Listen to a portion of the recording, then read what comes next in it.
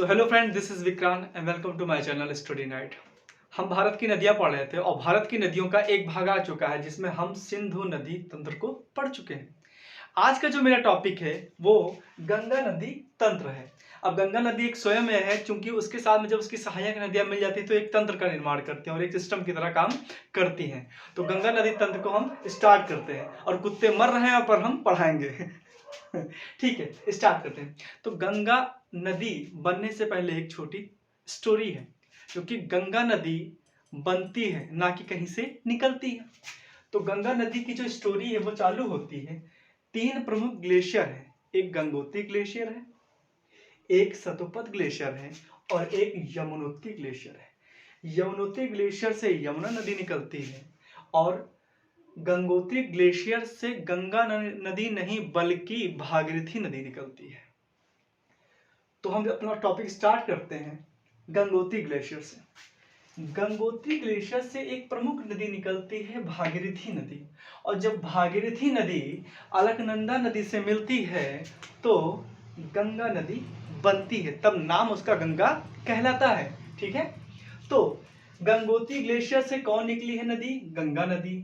तो गंगा नदी जब अलकनंदा से मिलने वाली होती है उससे पहले उसकी बहुत सी सहायक नदियां होती हैं और वो एक तंत्र का निर्माण करेंगी। जैसे भागीरथी नदी जैसे ही आगे बढ़ेगी तो कर्णप्रयाग पर उससे एक नदी आकर मिलती है पिंडर, यानी पिंडर कर्णप्रयाग पे मिलती है। फिर मंदाकिनी रुद्रप्रयाग में आकर भागीरथी से मिलती है और भागीरथी फाइनली आकर देवप्रयाग में अलकनंदा से मिलेगी और गंगा नदी का निर्माण हो जाएगा, या गंगा नदी नाम कहलाएगी वो।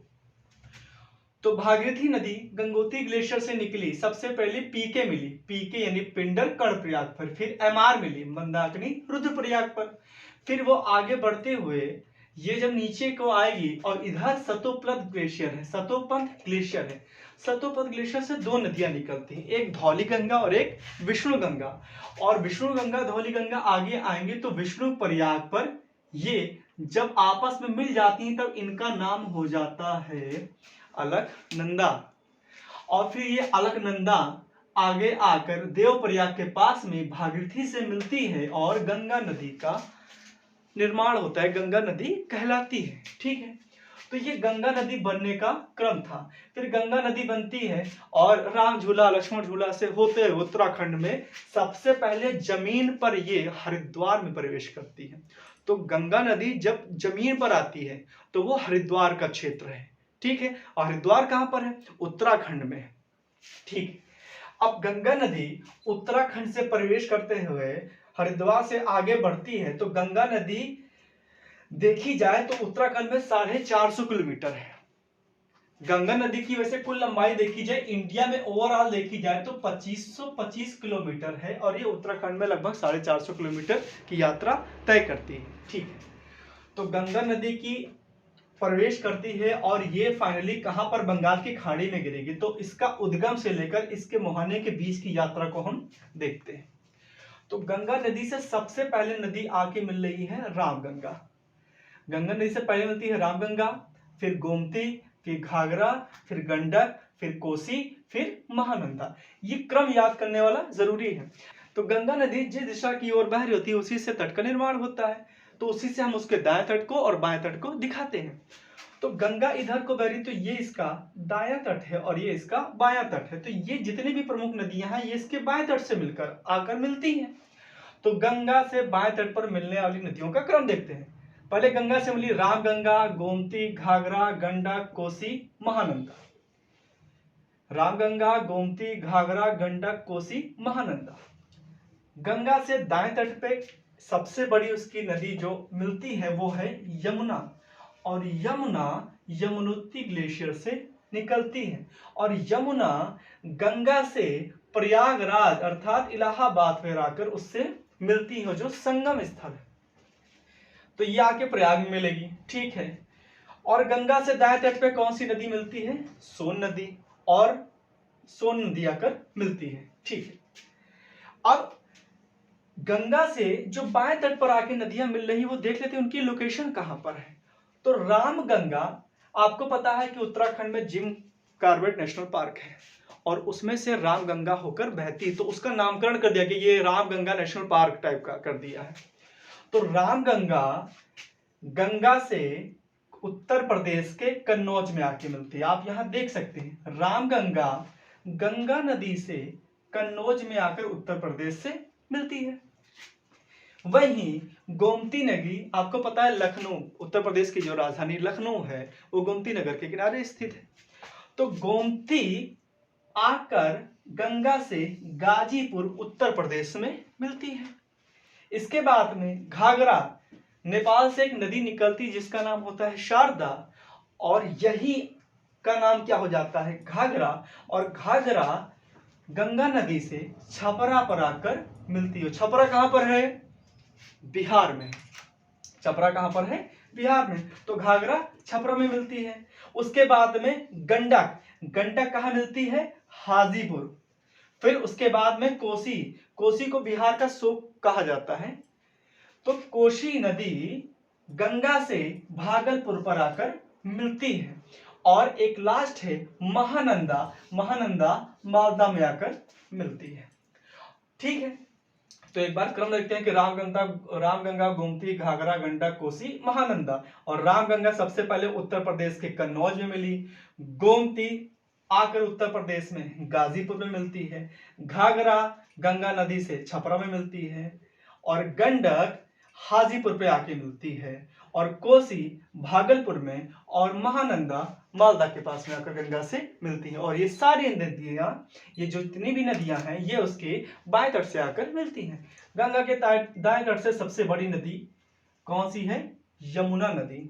अच्छा, यमुना नदी बनने से भी उसके कुछ से बहुत से तंत्र अर्थात बहुत सी नदियां उससे आकर मिलती हैं। जैसे यमुना की सहायक नदी एक है चंबल, दूसरी सिंध, तीसरी बेतवा, चौथी केन, और उसके बाद में टोन। तो चंबल जो है, सिंध है, बेतवा है, केन है, टोन है, ये सारी यमुना की सहायक नदी है। ठीक है, तो यमुना की आपने सहायक नदियां देख ली। अच्छा, चंबल नदी बनास और काली सिंध से मिलकर बनती है, या मिलकर नहीं बनती, ये काट देना।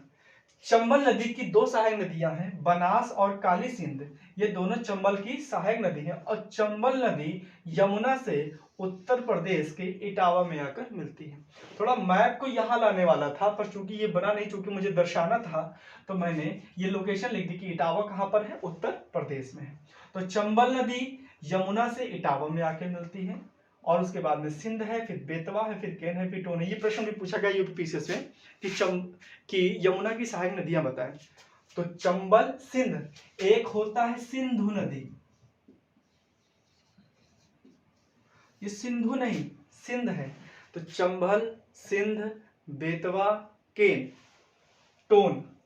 सोन नदी अमरकंटक श्रेणी से निकलती है, सोन नदी अमरकंटक श्रेणी से निकलती है, और ये आके गंगा में मिलती है, और यहां पटना, बिहार की राजधानी पटना में आकर गंगा से मिलती है। ठीक, फिर गंगा नदी महानंदा से जहां मालदा मिलती है उसके आगे बढ़ती है, तो ये पश्चिम बंगाल में हुगली नदी के रूप में आगे बढ़ जाती है, और इसकी एक शाखा ये बांग्लादेश को चली जाती है। तो गंगा नदी के दो रास्ते हो जाते हैं, एक बांग्लादेश की तरफ जाता है और एक पश्चिम बंगाल में जाता है। तो जब गंगा नदी बांग्लादेश में प्रवेश करती है तो इसको क्या कहते हैं? पद्मा नदी। गंगा का बांग्लादेश में क्या नाम है?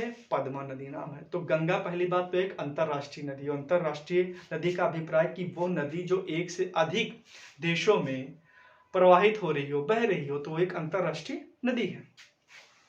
तो गंगा नदी बांग्लादेश में प्रवेश करती है, उसका नाम क्या हो जाता है? पद्मा।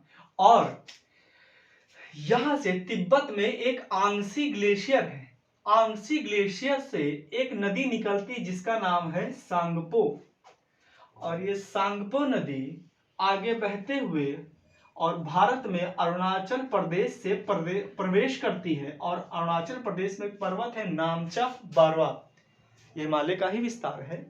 तो नामचा बारवा पर्वत के पास से होते हुए अरुणाचल प्रदेश में प्रवेश करती है सांगपो नदी, और तुरंत ही इसका नाम क्या हो जाता है? ब्रह्मपुत्र ब्रह्मपुत्र। तो ब्रह्मपुत्र आंशिक ग्लेशियर से नहीं निकलती, इसका नाम होता है तिब्बती लैंग्वेज में सांगपो। और भारत में जब ये प्रवेश करती है तब इसको ब्रह्मपुत्र नदी कहा जाता है।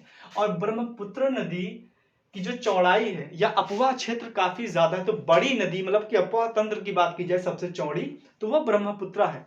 और ब्रह्मपुत्र के जब नदी बहती है तो अवसाद इतना छोड़ देती है कि इससे एक द्वीप का निर्माण हुआ है। और विश्व का सबसे बड़ा नदी द्वीप का निर्माण ब्रह्मपुत्र ही करती है और उसका नाम क्या है? माजुली। क्या है? माजुली द्वीप। ठीक है, तो ब्रह्मपुत्र नदी प्रवेश करती है अरुणाचल प्रदेश में असम से होते हुए ये बांग्लादेश में जैसे ही प्रवेश करती है ब्रह्मपुत्र को जमुना कहा जाने लगता है।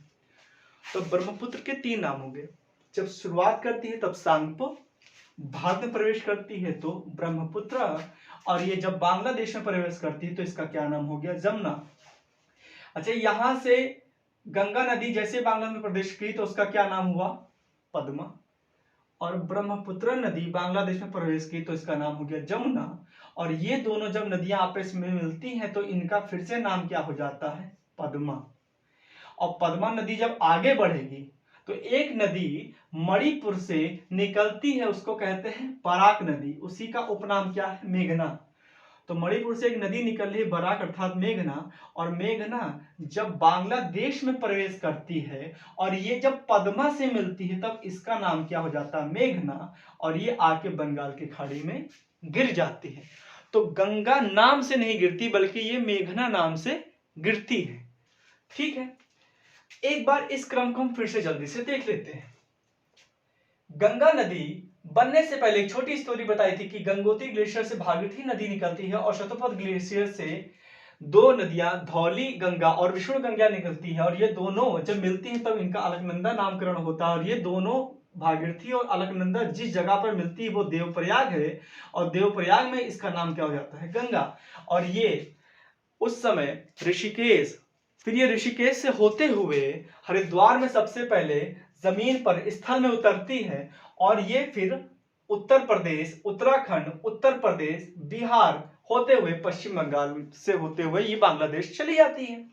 तो गंगा नदी की कुछ सहायक नदियां आपने बाएं तट से देखी, दाएं तट से देखी। बाएं तट से प्रमुख नदियां रामगंगा, गोमती, घाघरा, गंडक, कोसी, महानंदा। और दाएं तट से एक सबसे बड़ी नदी इसकी यमुना और सोन नदी, ये 2 नदियां आकर इससे मिलती हैं। और यमुना की कुछ आपने सहायक नदी देखी जैसे चंबल, सिंध, बेतवा, केन, टोन। चंबल की भी 2 सहायक नदियां देखी आपने, बनास देखी और काली सिंध देखी, ये दोनों। और चंबल नदी जब यमुना से मिलती है तो ये उत्तर प्रदेश के इटावा क्षेत्र में आके मिलती है। ठीक है, और गंगा नदी कुल भारत में 2525 किलोमीटर की यात्रा तय करती है, और ये विशेषकर उत्तर प्रदेश में 1000 किलोमीटर की यात्रा तय करती है। गंगा नदी उत्तर प्रदेश में बिजनौर से इंटर करती है। ठीक है, अभी तक आपने ये देखा। अब हम एक बार लोकेशन देख लेते हैं फिर से कि रामगंगा और गोमती, घाघरा, गंडक ये गंगा नदी से कहां मिली है। ये कभी कभी यूपी स्पेशल में प्रश्न पूछ लिया था। रामगंगा सबसे पहले कन्नौज में मिली, गोमती गाजीपुर में, घाघरा छपरा में, गंडक हाजीपुर में, कोशी भागलपुर में, और महानंदा मालदा गैप में मिलती है। मालदा के पास में मिलती है। उसके बाद में सोन नदी इस तरह आकर पटना, बिहार की राजधानी पटना मिलती है। ठीक है, और जो आपकी यमुना नदी है गंगा नदी से आकर प्रयागराज में मिलती है। तो ये रही गंगा नदी तंत्र, इसकी कुछ सहायक नदियां देखी। ठीक है, और अगले सेशन में हम इसके बाद में ब्रह्मपुत्र नदी तंत्र को देखेंगे। यदि आपको वीडियो अच्छी लगी हो तो प्लीज लाइक एंड सब्सक्राइब और शेयर जरूर करें, और अपने विचारों को कमेंट बॉक्स में जरूर लिखें। Thank you.